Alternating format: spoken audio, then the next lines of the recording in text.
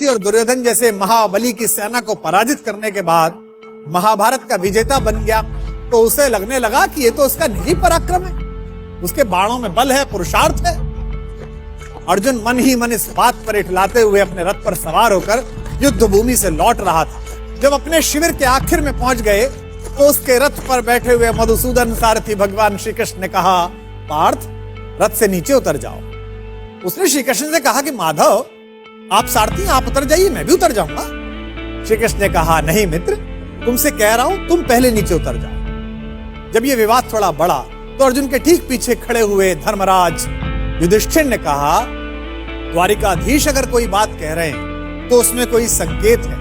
अर्जुन को कुछ समझ तो आया नहीं। भ्रकुटी पर ताव देकर थोड़े अनमने भाव से अर्जुन रथ से नीचे उतर गए। अर्जुन के नीचे उतरने के बाद सब लोग जाने लगे तो कृष्ण जैसे ही रथ के नीचे उतरे, रथ में एक भयंकर विस्फोट हुआ और रथ छोटे छोटे टुकड़ों में फट गया। विजय का सिंहासन सामने देख रहा था जो अर्जुन, जिसके सिर पर विजय का ताज था, उस अर्जुन ने पलट कर देखा तो माधव मुस्कुरा रहे थे और रथ जल रहा था। अब उसे ये तो समझ में आ गया कि उसके सखा श्री कृष्ण ने उसे रथ से नीचे उतरने के लिए क्यों कहा, और उसे विस्फोट का कारण अब भी समझ में नहीं आया था। अब उसने विनम्र भाव से अहंकार का तिरोहन करते हुए माधव से पूछा कि माधव, यह क्या लीला है? कृष्ण ने मुस्कुराते हुए उत्तर दिया कि पार्थ, युद्ध के इस दौरान इस रथ पर कई दिव्य शक्तियों का प्रयोग हुआ। तुम पर जिन घातक अस्त्रों का प्रयोग हुआ उसका बचा हुआ असर भी इस रथ पर था जिस पर हम सवार थे।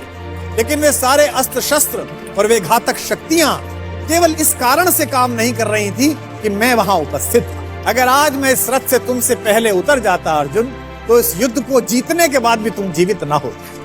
अर्जुन की आंख खुल गई। उसे यह एहसास हुआ कि विश्व की जिस सबसे बड़ी विजय को वो अपना निजी पराक्रम मान रहा है, वो केवल उसकी उपलब्धि नहीं बल्कि उसमें ईश्वर के उस अंश की सद्भावना है जिसे मधुसूदन भुवन मोहन कन्हैया कहा जाता है। ये कथा ये बताती है कि सिद्धियों के मद में खुद को इतना शक्तिशाली मत समझो कि जिन्होंने हमें सिद्धियां दी हैं उन्हीं को आप आंखें दिखाने लगो। याद रखिएगा, आपकी प्रत्येक सफलता के पीछे कृष्ण जैसे ऐसे असंख्य लोग हैं जिनकी चुपचाप और अदृश्य शुभकामनाओं के कारण आप इस विजय रथ पर सवार हुए।